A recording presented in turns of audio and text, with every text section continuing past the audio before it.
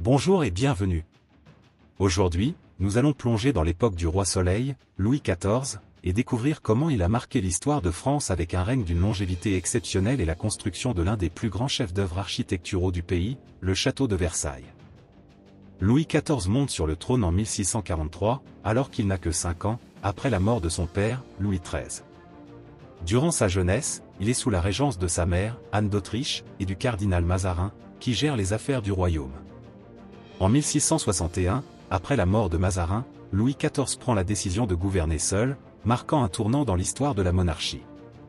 Il se considère comme le « roi Soleil » et incarne l'autorité absolue.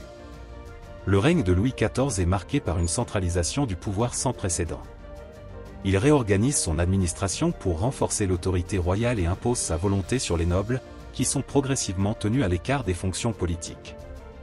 À Versailles, où il installe la cour, Louis XIV attire la noblesse et la rend dépendante de ses faveurs, ce qui réduit leur influence et renforce la monarchie.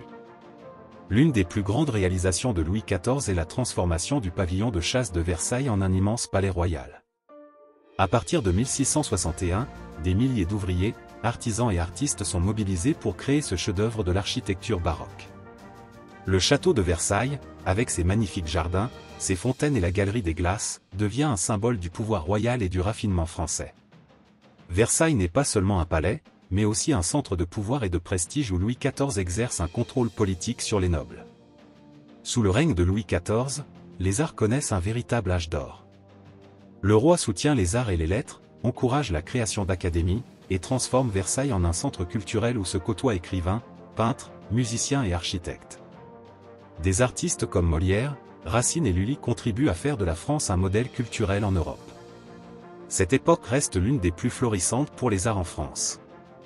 Cependant, le règne de Louis XIV n'est pas exempt de difficultés. Les nombreuses guerres qu'il mène pour étendre le royaume entraînent des dépenses importantes et pèsent lourdement sur les finances de la France.